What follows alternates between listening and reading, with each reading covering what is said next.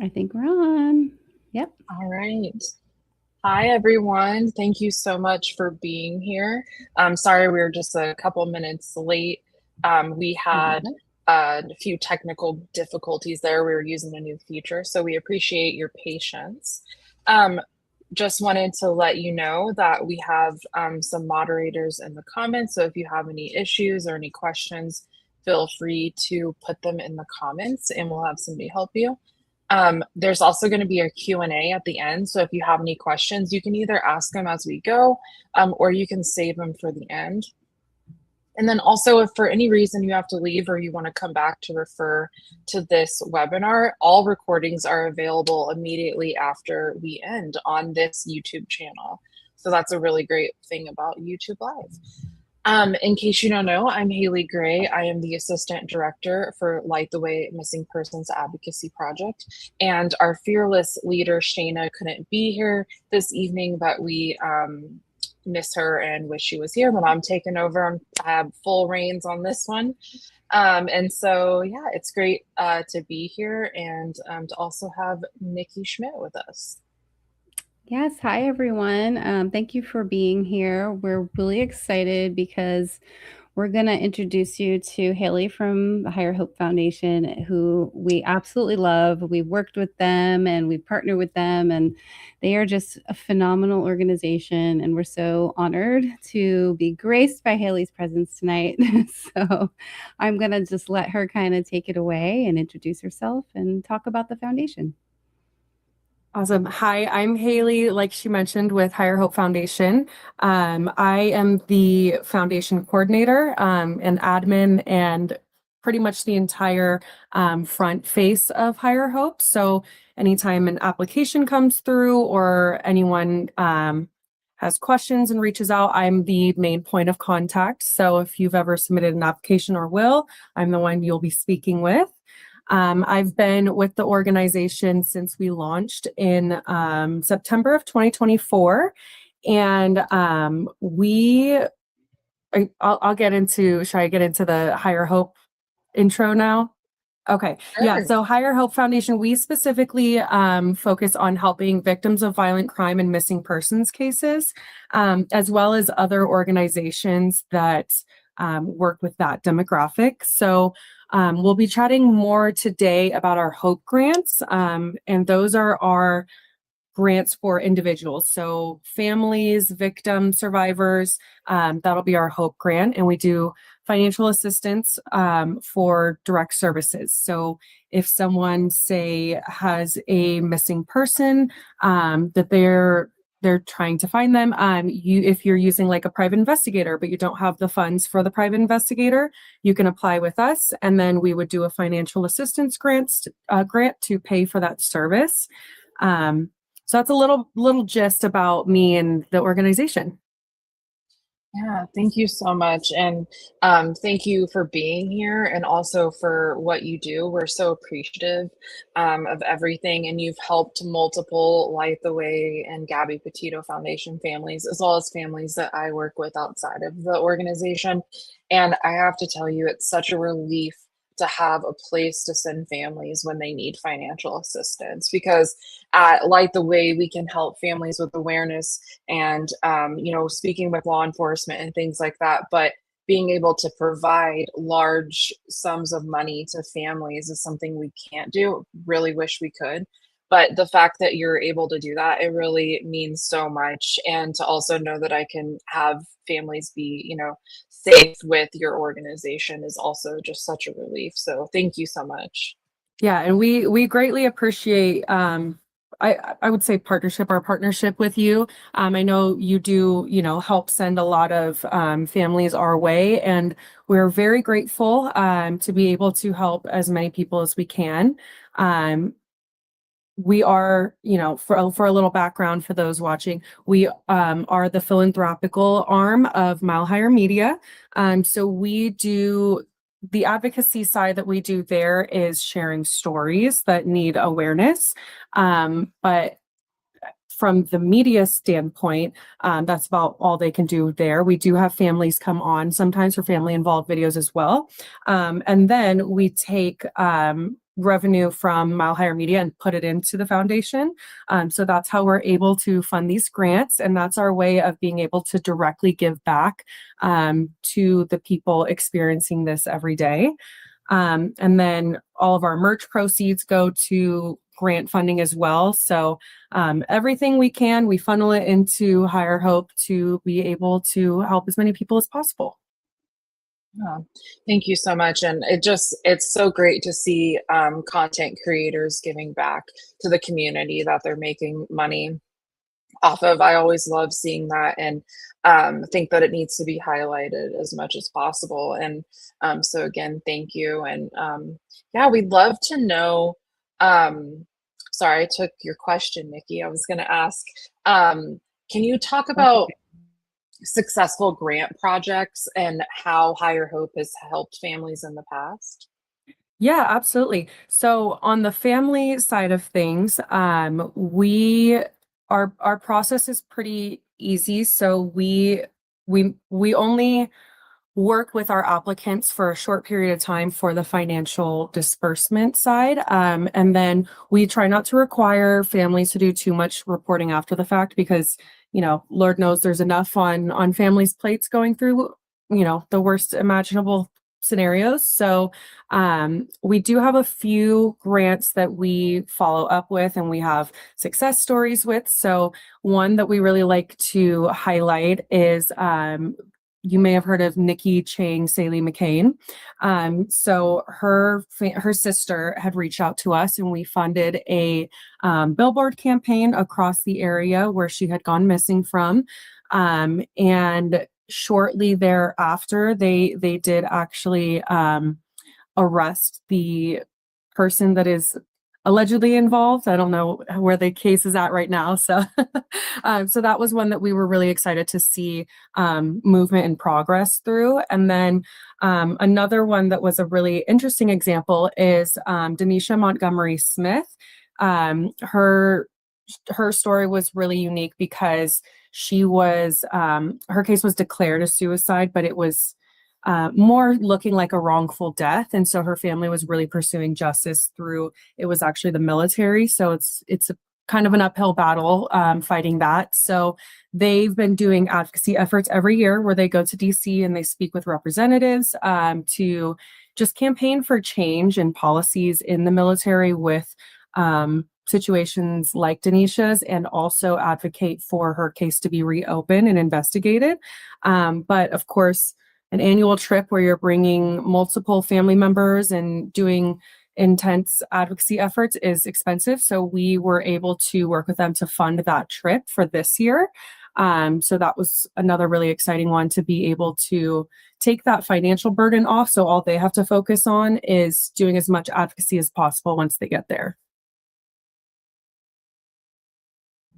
Whoops. I was going to say, I love that so much. I work with both of those families that you mentioned, and Nikki is actually the one who put me in touch with Nikki Chang Saley McCain's family, and it's been it was so great to see that arrest be made, and the evidence that they've been able to bring against him. But also with Denisha, if you haven't heard of Denisha's story, I highly recommend looking into it. I know there's a couple podcasts, and her story is so tragic, and I was really glad to see when you posted on social media that you were helping her family, because that's one thing that I really like about Higher Hope is that you are willing to open up grant funding to suspicious death cases. Of course, Right. not everything is going to qualify, but you're at least willing to have the discussion, which I think is something that a lot of people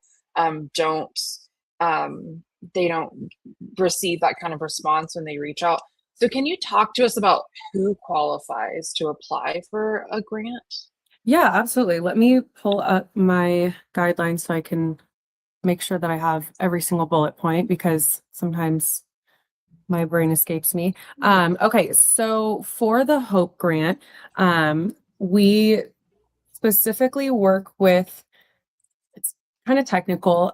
So I know that in, say, a missing persons case, we would want, I know there's a lot of family members that would be doing the advocacy and things like that. We would want to work with one point of contact. So we always say the applicant should be the person that is the main representative for the advocacy. So the person that's really spearheading that path to justice. And so whoever that person is, if it's a victim themselves or a family member, whoever it may be, they'll apply. You do have to be at least 18 to apply. And if the person that you are representing or advocating for that you're applying for is above 18, then we just ask if they're capable to have them apply for themselves. We don't like to have anyone applying on behalf of anyone. We do have to work directly with whoever the best point of contact is.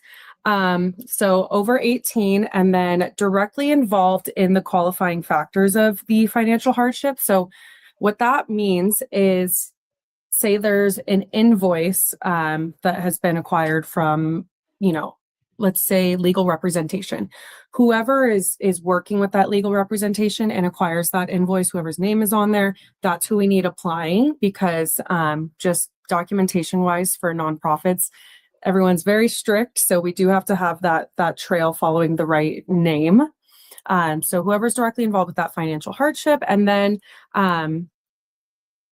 so that kind of covers the who. Correct me if I miss anything. And then the what would be, so to apply, we do need you to already have selected where you want your funds to go.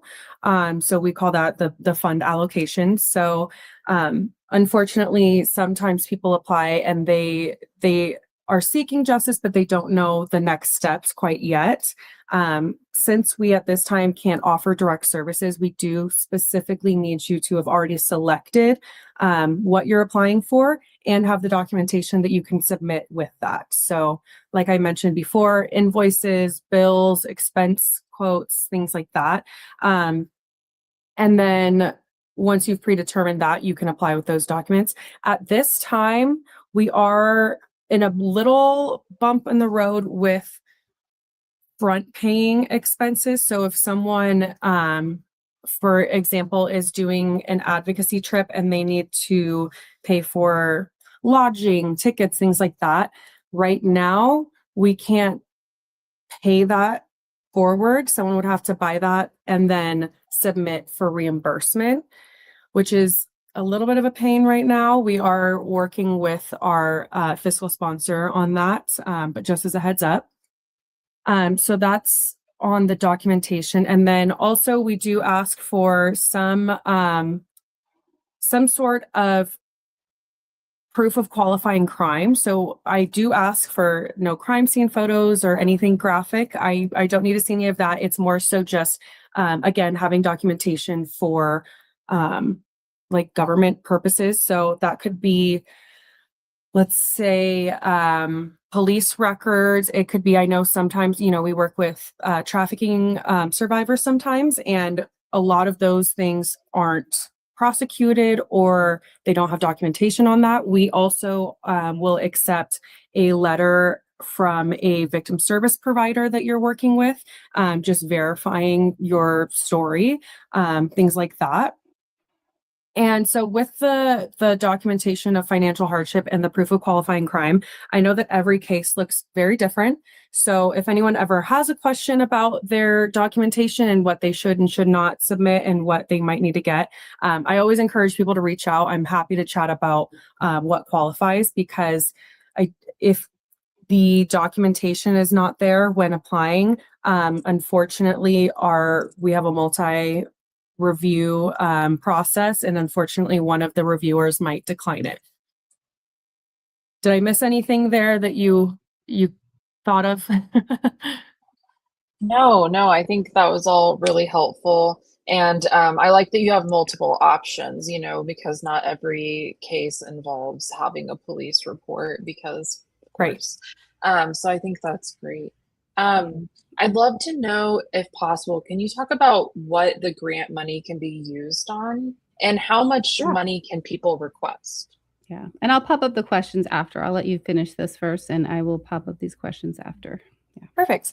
Yes. So our grant limit is up to $5,000. We have had some circumstances where our review committee was, if we have extra funds or if the case they think that it would be really impactful to fund more, they may occasionally accept a grant that is higher than 5,000. So I always suggest request all that you need and all that you have documentation of. And on average, we do tend to approve up to $5,000. And those funds can be for things like reimbursement for previous services. So say I know that, I'm trying to think, a lot of families, it's a long path to justice. And by the time they're applying, they may have already accrued previous bills that they've paid for. A great example is funeral expenses, memorial services. And we will accept reimbursement for that. So you just submit your proof of payment and we can reimburse that. We can also approve invoices. So an invoice from whatever service provider you're working with. And then also if you are working with someone, but they won't send you a direct invoice or anything until you sign a contract, and you don't want to sign a contract till you know you have the grant, you can get an expense quote from them. And then if you're approved, then we would just have you reach out for that invoice. So really just any service that directly relates to seeking justice and healing and advocacy. It looks like all sorts of different things for each case, like I mentioned, but usually that's going to be things like funeral expenses, private investigators, legal fees, advocacy like billboards or flyers. We can contribute to reward funds as well. Trying to think if there's anything I'm missing. It's a pretty open thing. It's easier to say what we can't fund. So we unfortunately at this time cannot approve applications for housing expenses or childcare expenses. We do understand that that is a direct result of being, seeking justice and being in hardship, but just on the legal side of things at this time, we aren't able to accept those yet. And then, so housing expenses, that includes things like energy bills and such. Housing expenses, childcare expenses. That's all I can think of at the moment for those qualifying expenses and non-qualifying. But Haley, I know that you're pretty well versed at this time with our process. So let me know if you think of one that I missed. I think I saw on the website the other day when I went to direct a family there that you also you can't apply for lost wages. Was that one of them? Yes, yeah. Okay. Unfortunately, lost wages at this time don't qualify, just again for paperwork reasons. Our fiscal sponsor is a bit strict on the direct link to advocacy and justice, which all of us know that does correlate, but at this time we are not able to. Okay. Yeah, and I think that everything else, it's you can qualify in other ways, Mhm. and I think so. Some of the things that we have worked together on through grants are, like you said, like billboards, and also, trips, like you said about Denisha. Like a lot, I know Mhm. people have applied for grants to go to a place like Crime Con or Advocacy Con. Right. You pay for those trips and you realize, oh my gosh, I spent 2 grand like just for this one advocacy trip. That's something that you could apply for a grant for. Other things that I know, like you mentioned, we've done one for an attorney, which, oh my gosh, meant the Mhm. world to the family that they'd already spent, 15,000, but having somebody pay the 5,000 back, I mean, that was absolutely incredible for that family and really took a weight off because they continue to have these bills coming in, so now they can Mhm. have $5,000 for more services. And I know, can I talk about the one you did for Andrew? Because I thought that one was Absolutely. really interesting. Oh, that Yeah. slipped my mind. Yeah, that's a phenomenal one we've just done. And that is another kind of service that I missed, like DNA testing and forensic investigation, things like that directly qualify. And before we get into that, I did just want to mention, you touched on something that I think is great that I kind of mentioned, but the reimbursement side of things. So like the legal fees, reimbursing legal fees. We do understand, those things, there's certain things that don't qualify, but the workaround would be, okay, well, we can't help with lost wages, but you've already spend other expenses in your path of justice. So if we can reimburse that, then that once that money's reimbursed, you can use it on whatever you need from there.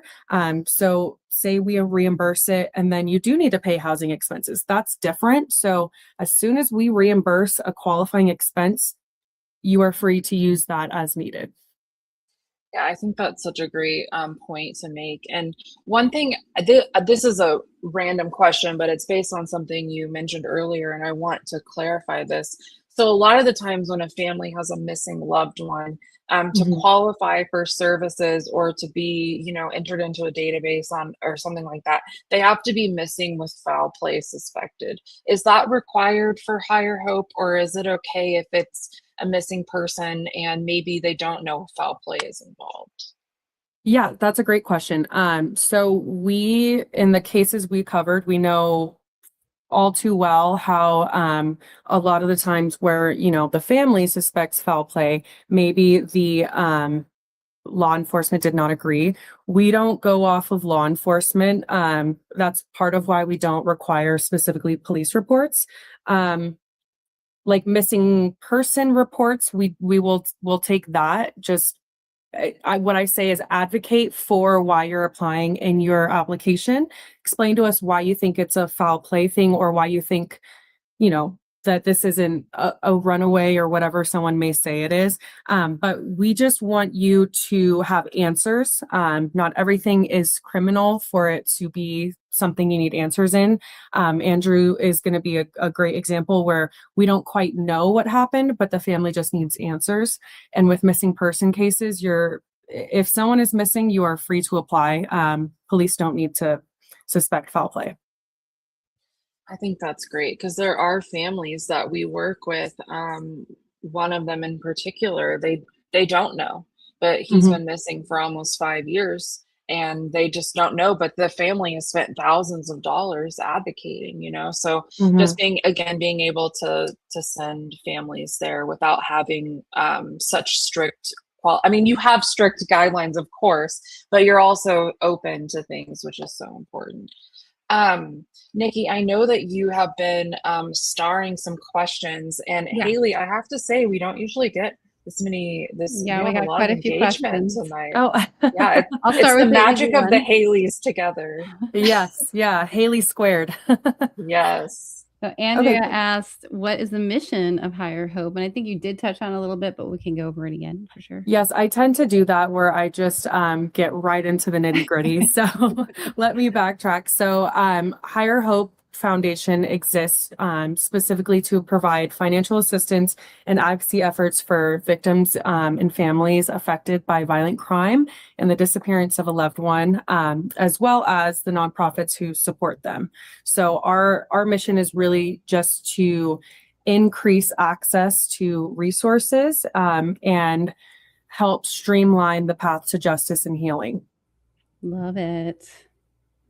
Veronica asks, would you ever fund DNA testing for, say, family tree DNA so the DNA profiles of biological relatives are uploaded into the appropriate DNA database for searching?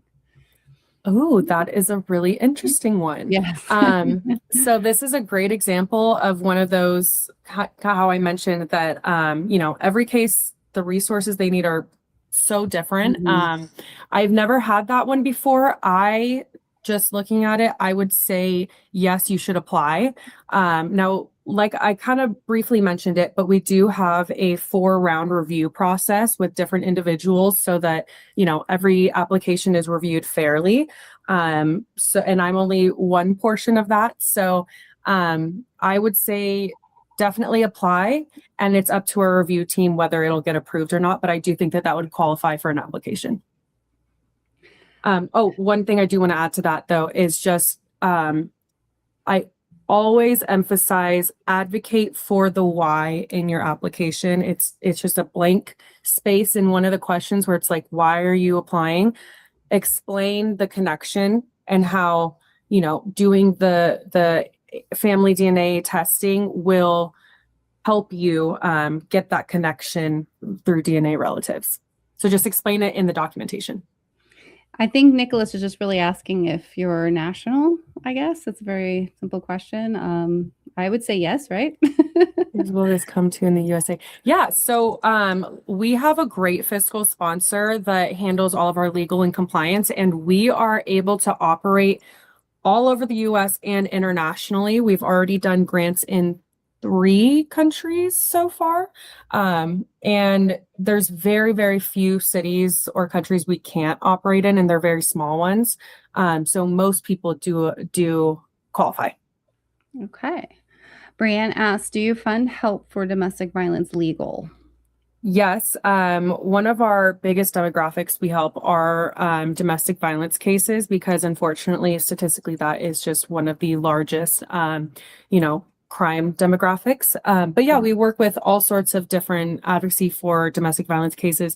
The stuff that wouldn't qualify would be like, I've seen some people trying to file for, they're having like a custody battle with someone because maybe one parent is the abuser. Unfortunately, like I mentioned, we can't get into, I guess I didn't quite mention it. We can't get into childcare, and we can't get into custody matters. Right. Custody matters we have to stay out of. So that makes sense.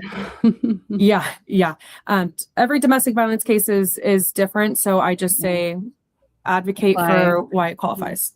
And sometimes it's just a matter of like, I just needed a lawyer. Everything else is done. I just can't afford this attorney fee. Like I need to get it like that. It might be that simple. So apply, and you never know, right? Yeah. I have another domestic violence question. Does Higher Hope pay for domestic violence home shelter? I'm assuming they're asking if you like relocate, like housing or relocation and such. Relocation, which is what a lot of shelters do. But so that has been one where we've had hit the most bumps, is the housing qualification.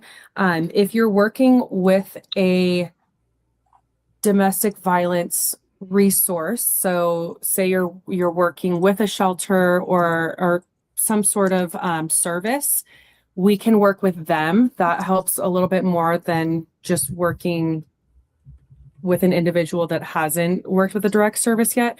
I would say it just kind of goes back to that thing I mentioned of you do have to have the service selected.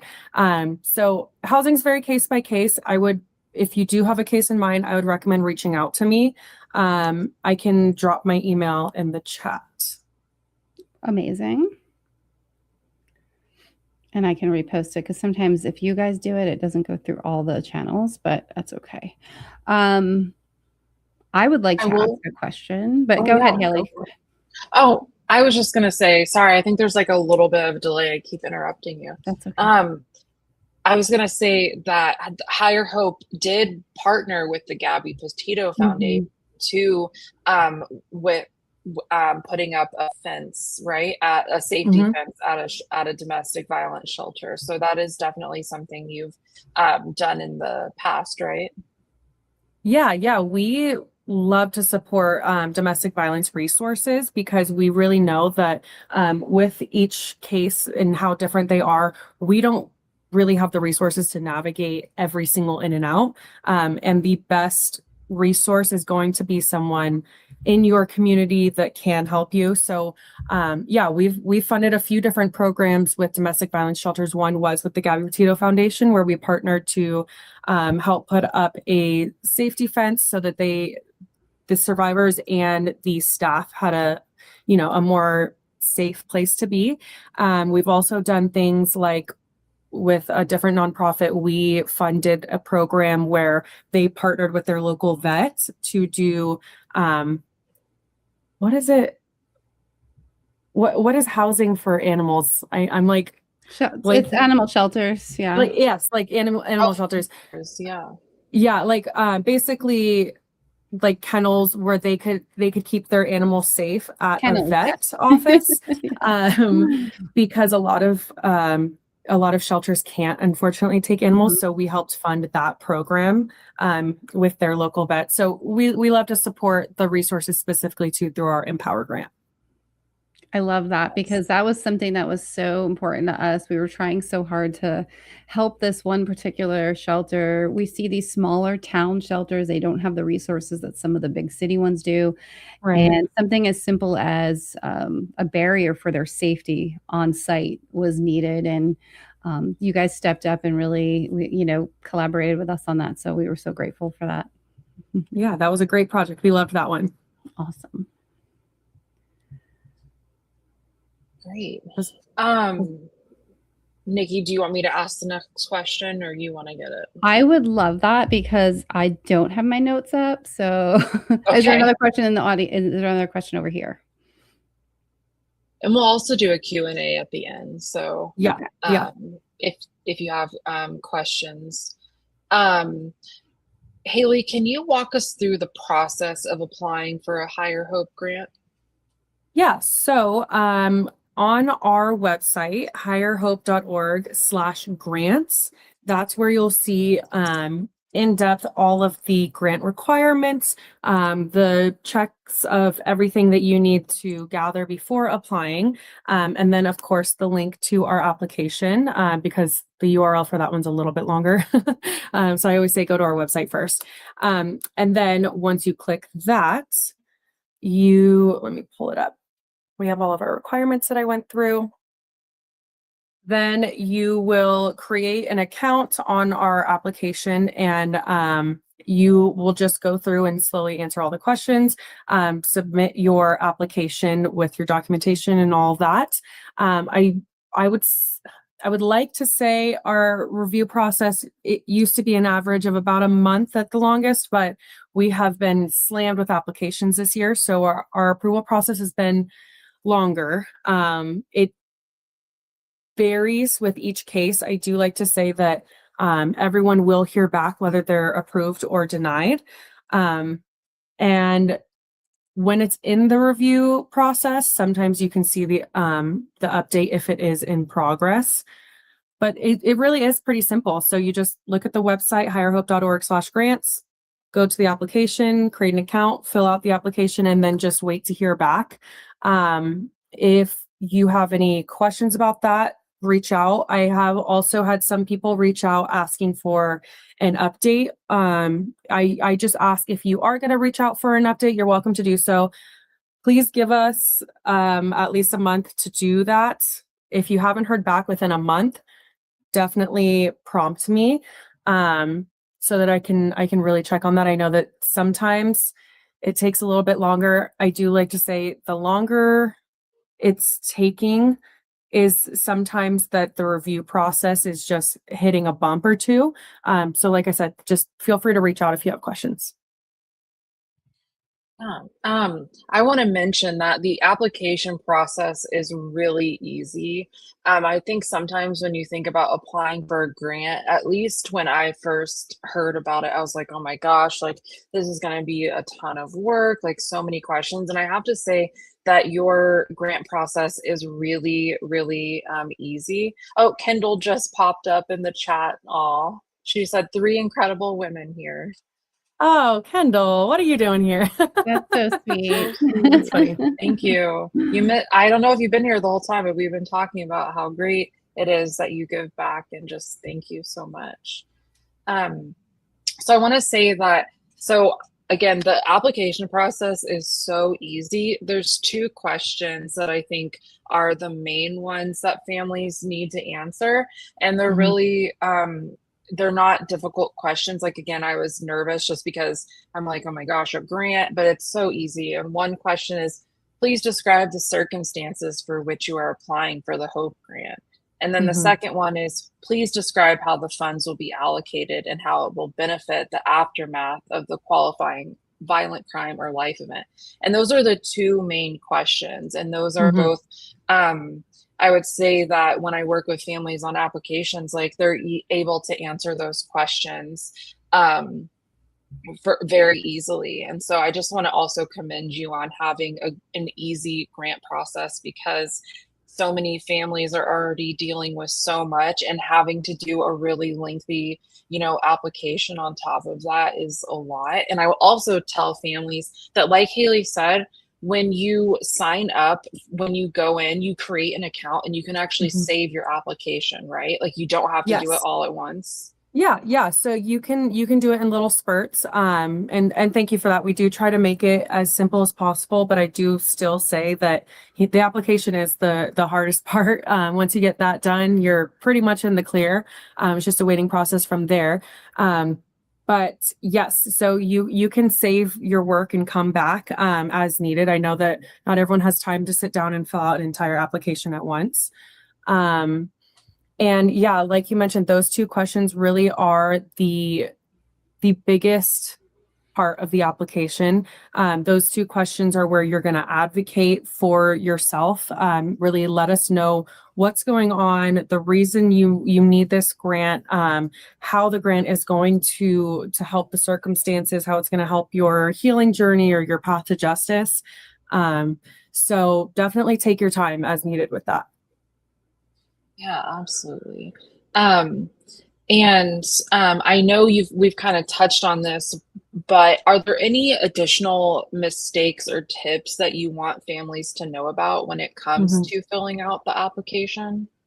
Yeah. The biggest thing that I see grants get denied for from our higher up review process is not having not having proper documentation. That is, I cannot say it enough. Make sure you have the documentation. Take your time to make sure the documentation is in order before applying. I know some people are, just so in need of help that they submit it before maybe they're ready, and that unfortunately will lead to a denial sometimes. So make sure that you've already selected where your funds are going. Fund allocation is probably the biggest reason that people are denied, is that they don't have it pre-selected. And if they do, if they haven't uploaded proof of that, like an invoice or whatever it may be. I would say an example is some people say, well, I need I need legal assistance. I need to hire legal counsel, but they do need to select that service provider. So they can't just know that they need legal counsel. They need to also know which legal counsel they'll be working with, and submit, an expense quote from them, like them telling how much their services would be, whatever it may be.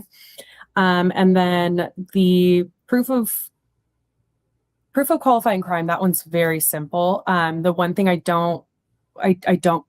specifically say don't submit is, one, please don't submit graphic photos. I beg you, because I have to see it first. And I don't need to. I take your word for it. But also text screenshots. I have seen people submit that. I understand the benefit of it to see firsthand the conversations and things happening, but unfortunately, again, in terms of legal, it doesn't qualify. We have to have some sort of concrete documentation, police report. I will even accept like news reports, things like that, if it's accompanied with something else.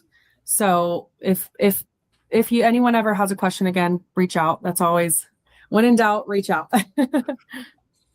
Yeah. Um, Oh, can I just Nikki, what were post you going to say? something quick? Yeah, I wanted to Mhm. post this because there's more comments coming in. I don't want to lose it. Mhm. So I guess really what this question is asking is like, do you guys do any preventative work? Not just reactive things like, we have to have that too, but Yeah. does Higher Hope do prevention work?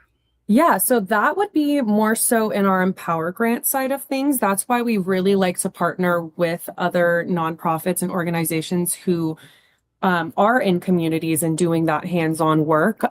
There are a lot of grants we've done where people are applying because they have a project that is prevention focused, and we love to support those. In terms of a hope grants are more so, you know, directly focus on the aftermath of a crime, but our empower grants, we do like to partner to also prevent.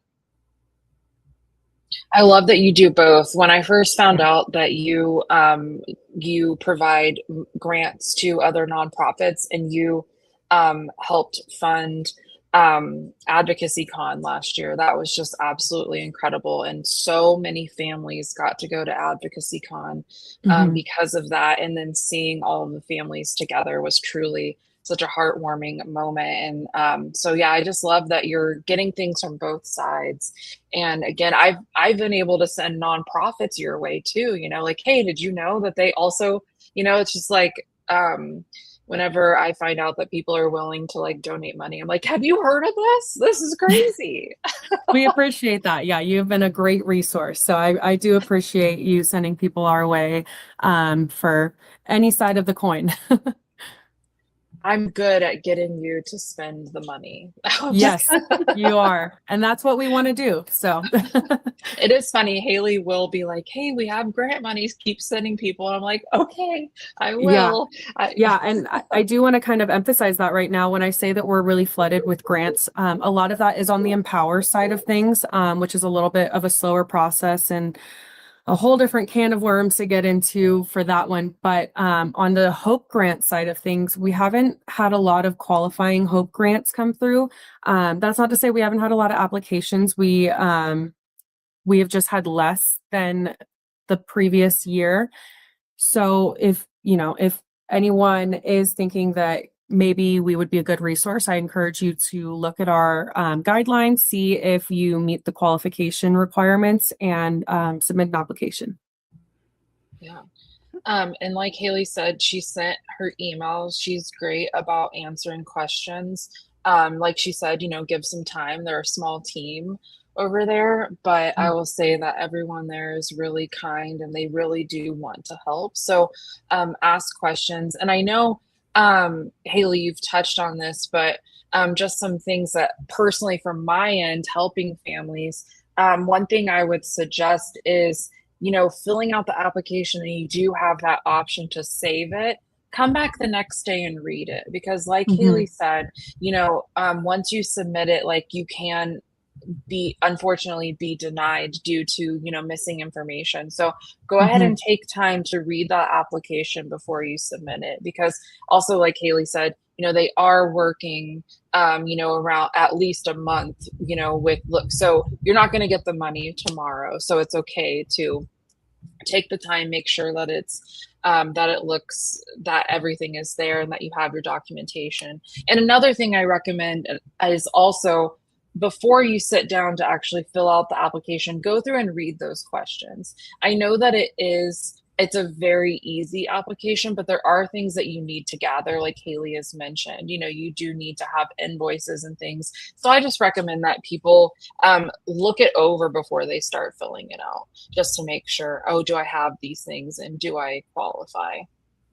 That will make things so much easier. Can I ask a question? Real quick, Haley, is that something that Light the Way is able to assist with? Haley to Haley, sorry. Is that something We're that just you like, guys Haley. yeah, is that something you guys help with? Are you guys able to say you're working with someone and they just need someone to look and say, does this look good to you? Is that something you offer? Yeah, absolutely. So that's something that we're always willing to do. If you want, if you're interested in applying for a grant, we're always happy to assist with that process or to review your application.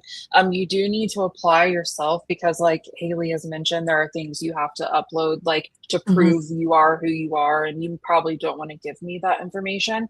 But we're always happy to review what you have, see if we think that it looks thorough, see if there's anything we suggest adding. Sometimes I feel like while the questions are, you know, there's so few of them, it can be hard for families to summarize their loved one's story, you know, in a paragraph and sort of, you know, explain why they need this money. So it can be better for an impartial person to come in and say, you know, hey, you didn't even mention this. Why don't we add that in there? That's a really important piece to the puzzle, things like that. So we are always happy. One of our volunteers, Kellen, she's also a credentialed advocate.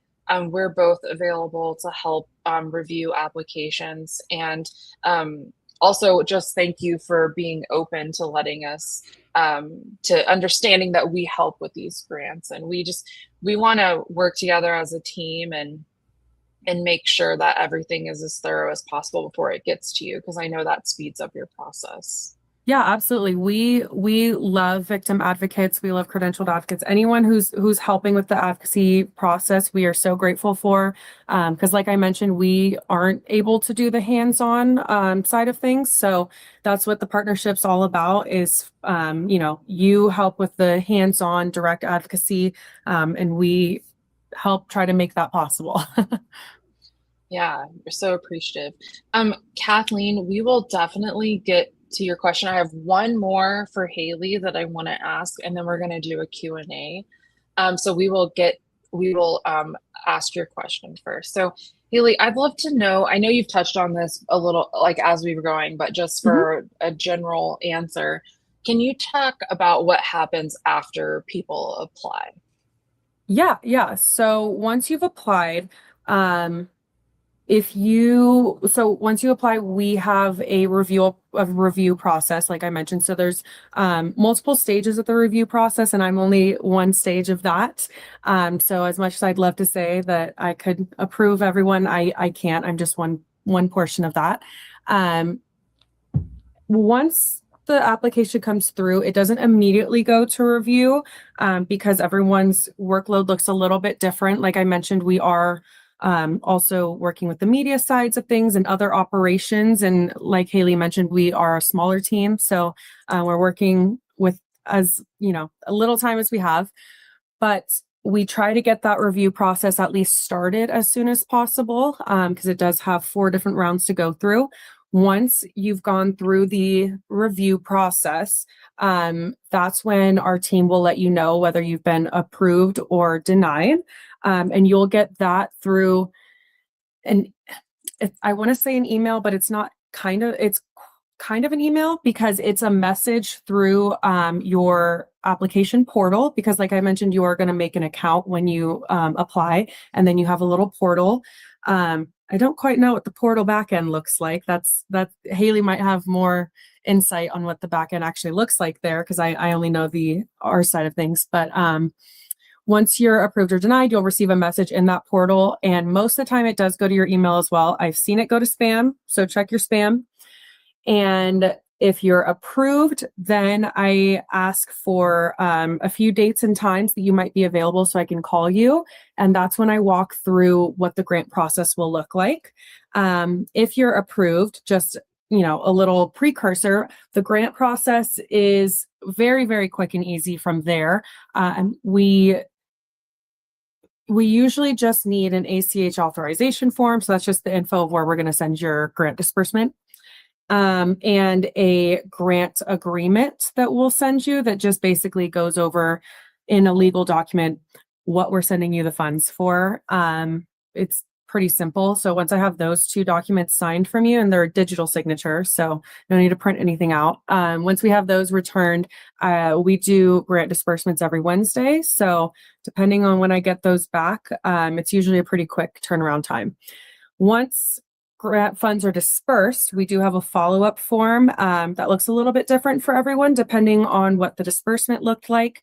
But usually it's just documentation that you received the funds. And then that's another area for you to fill out information about whatever case we were funding. So if you want to, say it was a deceased loved one, and we paid for your funeral expenses, we still want to share these stories. And not everything is advocating. Sometimes it is just, sharing stories. So in that case, we've had people will submit like their memory, things we can share to remember them. Or that is another place where you can put advocacy efforts. So if you have a missing person, you can give me their missing person flyer, and other accounts that I can tag you at so people can see where you're doing your advocacy efforts and so on. But once I get that follow-up form back, the process is complete. Wow, so easy. And I've had people say to me before, how easy it is. They'll say, I Oh, already good. got the money. I can't believe this. Or, I got a call and now I have the money. And I'm like, I know, it's crazy. But they, they love that. So I want to kind of recap the things that you've mentioned about the process. So, Mhm. Haley has mentioned the portal, so you can check your progress on there. You can check, and you'll also get, after you submit an application, you will get a confirmation saying that you've submitted it and that it has gone to the board for their, like Haley's described, there's multiple rounds of review. But you will get a confirmation, and then also in the portal, you'll be able to see the process. Mhm. And Haley mentioned, wait at least a month if you before reaching out for an update, just because they are working. They have so many applications. And then I think one thing to remember just at the end of the day is that um, you are you have to report all of these things to the government. So that's why you're so like, these are the things that we need. Yes. And it's never a personal thing. If anybody Mhm. is denied, it's literally they have to answer to the federal government. And what I've learned about working with nonprofits is that it's like a ton of paperwork and they're very serious about Yeah. things. Yeah. So, Thank you for mentioning that. Yeah, that's a great way to explain it. Yeah, it is never personal. If it was up to us, we would be helping everyone. But to go to, to do this the right way and to go through the proper channels, we have been given the guidelines of the kind of documentation we need. And it's all basically, we need one solid paper trail for the government to see where our funds are dispersed, so that if we are ever audited, they can check that. And if we don't have the proper documentation showing why these funds relate to our mission, then that can directly impede our ability to help more people. So that's why we have to be strict with it.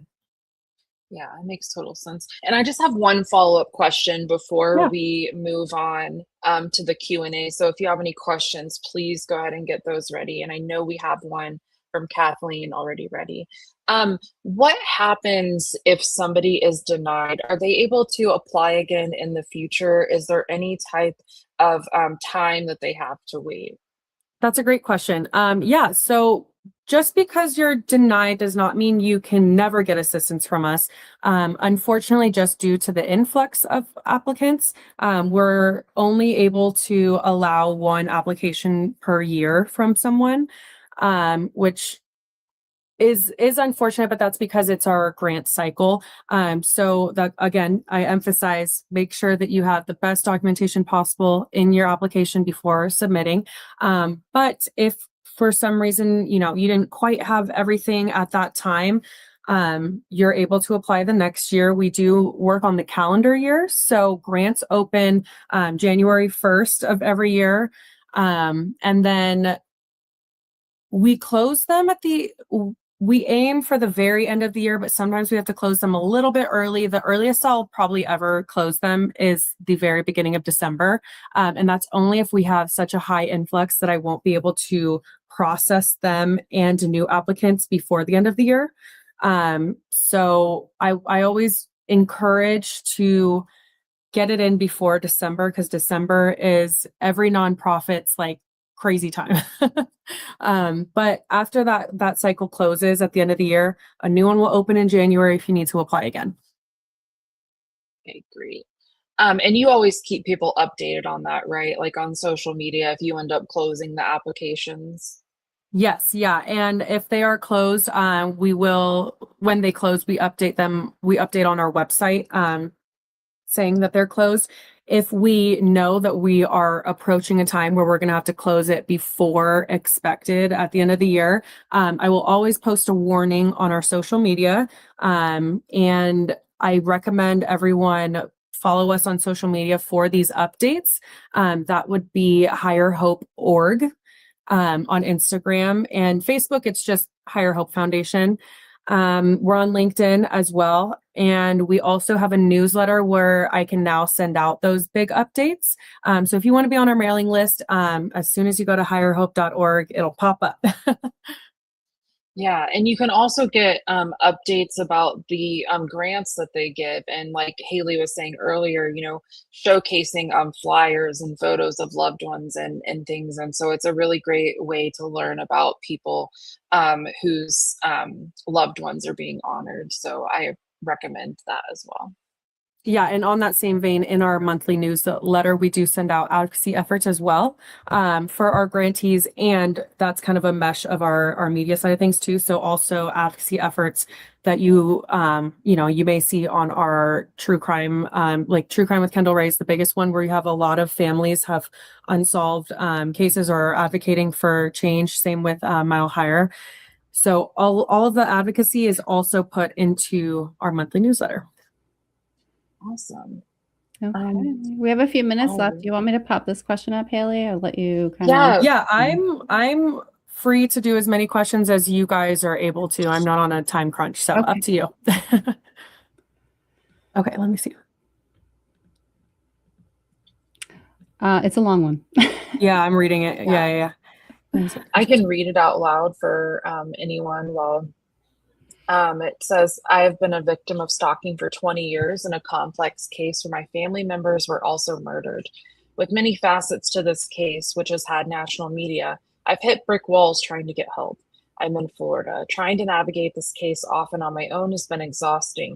I've reached out to federal agencies and have done so much on my own that has exhausted me financially. Do you have assistance with filing for help to discern what services are available? So that is a great question. I'm very sorry to hear of the circumstances, but thank you for, asking so we can help navigate that. So at this time, we don't have assistance in helping find services. We help fund the services once you've selected them, but we just don't have the resources at this time to help you choose a service. I do usually recommend checking community resources first. I know that law enforcement is not always the most helpful. When they are, they're great and we're very appreciative of it. But unfortunately, the reality is there are a lot of cases where, you're not getting the help you need. That's when I always recommend community resources. I don't know specifically what resource are near you. I do know, and maybe Nicole could weigh in here. Some domestic violence resources also help with stalking. There are some community resources that are like assault or preventative focused that could help with stalking. I know that's a very niche subgroup that doesn't quite fit into a specific category. So I just recommend, I would say, look up resources in your area. And if you can't find resources, I know that law enforcement might not be able to help with your case, but they do know the resources in their area. And you can ask local law enforcement, if you can't help me, what resources do you have available? Many of them have victim advocates for when they are able to help cases that you may not qualify for a victim advocate, but they do usually have resources that those advocates use. Ask them what's in the community. Yeah, I was going to say the same thing. In Florida, there's definitely resources in every single county. Some more rural areas, it's a little more difficult, but mostly there's something for everyone. Now, it looks like she says she's kind of looked for help everywhere. So I would definitely need to know more context. So Kathleen, feel free to reach out to us at info@gabbypetitofoundation.org. And maybe we can try to guide you to some resources or the people who know what resources to ask specifically. So yeah, that's a hard one. Definitely reach out, like Nikki said. Haley, can you recap how people can get in touch with Higher Hope? Yeah. So our general email is contact@higherhope.org. If you're that's for the wide variety of questions, and if you have something related to our media side of things, you can send it there and I can forward it to the proper resources. If you have questions related to applications and the grant process, that's where you can reach out to me directly, and that's admin@higherhope.org. Yep. And I put that in the chat earlier. We also do have, you can reach out on our social media. I do say that is the slowest way to get a hold of us because DMs, we do get flooded with a lot of things related to the media side. So when it comes to Higher Hope, if the quickest and easiest way to get a hold of me would be via email. I want to just put this up. It's not a question, but I thought it's a great comment. In a time where true crime has become entertainment for many, I appreciate ethical and sincere advocacy. Thank you all. So thank you, Shannon, for putting that there. Yeah, we greatly appreciate that. That is our true differentiator here at Mile Higher Media and Higher Hope Foundation. Our CEOs, Kendall and Josh, have been doing this for a very long time. Kendall specifically, here in the chat, if she is still watching, she's been doing this. I think she's been on YouTube specifically since like 2012, but she's been doing true crime for a very long time. And the focus has always been on uplifting voices. And she likes to say justice starts with being heard. So our biggest focus is amplifying these voices, amplifying these stories, helping advocate for cases that need it. And also, if we're not advocating an unsolved case, we do just like to amplify people's memory, share awareness, and really keep families and justice at the center of everything we do. Love that. I love that. Yeah. Is there anything else that you'd like to talk about today that we haven't touched on? That is a good question. Let me think. I think that we've explored all of it. Like I mentioned, our nonprofit side of things is a different grant process. So that would look different. If anyone here has questions about that you can find that on our website, higherhope.org/grants. And that would be our Empower grant. And other than that, I just would say to keep up to date with everything we're doing. Follow us on socials, sign up for our newsletter, and that's where we keep our audiences up to date as possible. Awesome. Yep. So well, Facebook is Higher Hope Oh. Foundation. I'm sorry, just want to remind everybody, Facebook is Higher Hope Foundation, right? Yep. And Instagram is Higher Hope Org.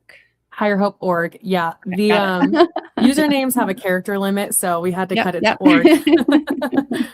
Yeah, try being Gabby Petito Foundation all the time. Yeah, that one's pretty tough. Yeah. So that's great. Well, yeah, thank you so much, Haley, for being here. We really appreciate you taking the time out of your schedule to talk to us about Higher Hope and to walk everyone through the process. And we also thank everyone for being here, for watching. We talked about this at the top, but if you missed anything or want to go back and rewatch this, it's available immediately on the live tab on the Gabby Petito Foundation's website or YouTube channel. Yeah. So thank you again. We really appreciate it. Yes, thank you, everyone. Thank you for being here, Haley and Haley. Thank you for having me. And again, just if you need resources, Light the Way and Gabby Petito Foundation are the ones to go to. Thank you so much. Good night, everyone.